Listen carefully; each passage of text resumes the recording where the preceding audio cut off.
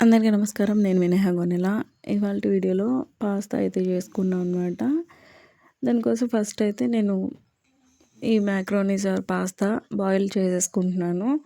ఈలోపు పక్కన పండు మిర్చి అండ్ గార్లిక్ కట్ చేసి పెట్టుకున్నా, ఇంకా కొత్తిమీర, ఆ తర్వాత కొంచెం పుదీనా అది యాడ్ చేసుకుంటున్నాను. అండ్ ఇది నాకు నచ్చినట్లుగా నేనేదో చేసుకున్నానండి. టేస్ట్ మాత్రం సూపర్ ఉంటుంది. పిల్లలు తినేలాగా ఉండాలి అనేలా చేసుకుంటానన్నమాట. చాలా వరకు నేను ఏమన్నా కుకింగ్ అవి చేసినప్పుడు కూడా వాళ్ళకి నచ్చేలా ఉండాలి మనం ఏం కుక్ చేస్తున్నాం అన్నట్లు. అండ్ ఫస్ట్ అయితే ఆయిల్ వేసుకొని ఆయిల్లోనే గార్లిక్ అండ్ పండుమిర్చి రెండు మంచిగా ఫ్రై చేసేసుకున్నా. ఆ తర్వాత ఆల్రెడీ బాయిల్ చేసి పెట్టుకున్నాం కదా, కొంచెం సాల్ట్ అండ్ ఆయిల్ యాడ్ చేసుకొని బాయిల్ చేసి పక్కన పెట్టుకున్న మ్యాక్రోని అయితే యాడ్ చేసేసుకుంటున్నాను. దాంట్లో కొంచెం జస్ట్ అలా ఫ్రై అవ్వడం కోసం దాంట్లోనే కొంచెం సాల్ట్, తర్వాత పాస్తా సాస్ ఉంటుంది కదండి, ఆ సాస్ అయితే యాడ్ చేసుకుంటున్నాను.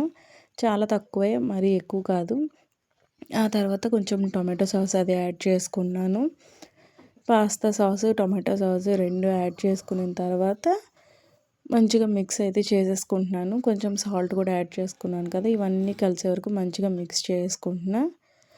ఆ తర్వాత కొంచెం చిల్లీ పౌడర్ వేసిన. ఈ చిల్లీ పౌడర్ కూడా మసాలా చిల్లీ పౌడర్ ఉంటుంది కదా, అదైతే వేసుకుంటున్నాను అనమాట.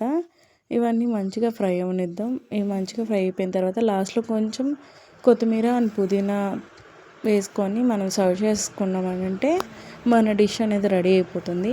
ఇంకా కొంచెం ఎక్స్ట్రా స్పెషల్ టచ్ ఇవ్వాలి అని అనుకుంటే నువ్వులు ఉంటాయి కదండి, ఫ్రైడ్ సెసమే సీడ్స్, వేపిన నువ్వులు ఉంటాయి కదా, ఆ నువ్వులు కూడా మీరు లాస్ట్లో గార్నిషింగ్గా యూజ్ చేసుకోవచ్చు అనమాట. అండ్ మా పిల్లలకైతే చాలా లైట్గానే ఇవన్నీ యాడ్ చేస్తాను కాబట్టి చేస్తున్నాను అనమాట. అండ్ ఎప్పుడో ఒకసారే కాబట్టి ఇట్లా చీజ్ అది కూడా యాడ్ చేసుకుంటున్నాను అనమాట.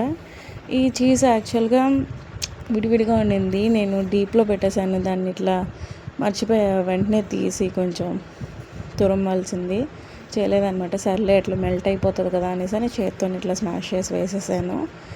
అండ్ మన చీజ్ పాస్తా అయితే రెడీ అయిపోయిందనమాట. బేసిక్ నార్మల్ పాస్తా అండి, నా స్టైల్లో.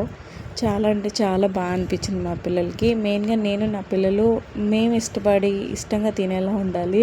తిన్న తర్వాత మళ్ళీ డైజెస్ట్ అవ్వకుండా ఇబ్బంది పడేలా ఉండకూడదు. అందుకని నాకు నచ్చినట్లుగా వాళ్ళు తినేలాగా కంఫర్ట్గా చేసుకుంటాం అనమాట. అండ్ పాస్తా లుక్ అయితే ఇలా ఉంది. ఇఫ్ ఇన్ కేస్ మీకు ఎవరికైనా నచ్చితే మాత్రం ఈ రెసిపీ ఖచ్చితంగా ట్రై చేయండి. చాలా సింపుల్ అండ్ ఈజీ.